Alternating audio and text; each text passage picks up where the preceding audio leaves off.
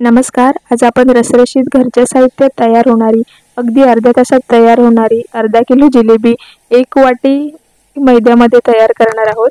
तर इकडे मी एक वाटी साखर घेतली आहे. साखर आपल्याला एक वाटी घेतली तर आपल्याला अर्धा वाटीपेक्षा जास्त प्रमाणात पाणी घ्यायचं आहे.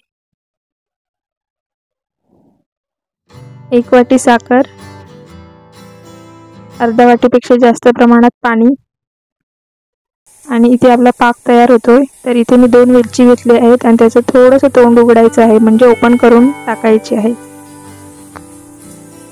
त्याचा संपूर्ण फ्लेवर या पाण्यामध्ये उतरतो. इथे पाक तयार होईपर्यंत आपण जिलेबीचं बॅटर तयार करू. तर इथे मी दूध पिशवीच्या साहाय्याने जिलेबी तयार करणार आहे. इकडे 1 वाटी मैदा घेतला आहे. 1 वाटी मैद्यासाठी मी 1 चमचा तूप घेतलेला आहे. तूप आपल्याला पूर्ण मैद्याला चोळून घ्यायचे आहे. त्याच्यानंतर मी इथे इनोचं पॅकेट घेतलं आहे, ते आपण याच्यामध्ये टाकू आणि ते संपूर्ण पिठाला चोळून घेऊ. सगळं मिश्रण एकत्र करायचं आहे आपल्याला हे, आणि याच्यामध्ये आपल्याला थोडं थोडं पाणी टाकायचं आहे. 1 वाटी मैद्यासाठी आपल्याला त्याच वाटीने जर पाण्याचं माप घेतलं तर 1 वाटीपेक्षा थोडं कमी पाणी लागतं आपल्याला. इथे आपल्याला पाकामध्ये फूड कलर टाकायचा आहे. इकडे मी बॅटर तयार करायला घेते. तर याच्यामध्ये आपल्याला थोडं थोडं करून पाणी टाकायचं आहे. 1 कपपेक्षा आपल्याला थोडं कमी पाणी लागतं. तर ही दूध पिशवी घेतलेली आहे. दूध पिशवी आपल्याला तुम्ही ग्लासामध्ये ठेवून याच्यामध्ये बॅटर टाकू शकता.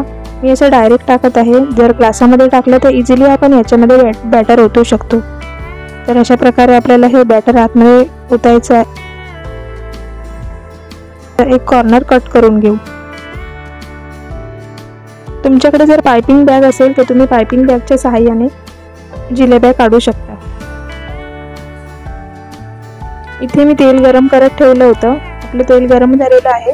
अशा प्रकारे आपण जिलेब्या करून घेऊ.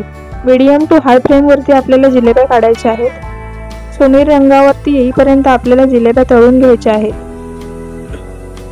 चांगल्या तळल्या गेल्या तर पाकात टाकल्यावरती जास्त वेळ या कुरकुरीत राहतात. संपूर्ण कडक झाल्यावरती आपल्याला जिलेबी परतवायची आहे. कडक झाली तर ह्या जिलेब्या तुटत नाही.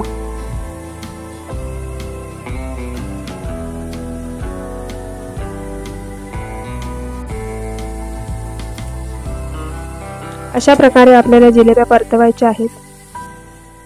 गरम गरम पाकामध्ये आपल्याला या जिलेब्या टाकायच्या आहेत.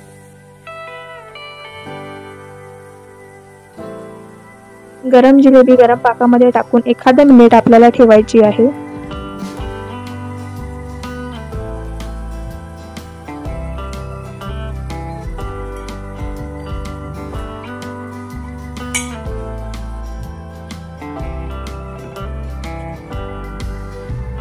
एक वाटीसाठी आपल्याला एक वाटी मैद्यासाठी 1 वाटी साखरेचा पाक आपल्याला प्रमाण बरोबर होतं, कारण हा पाक पुरवला जात नाही.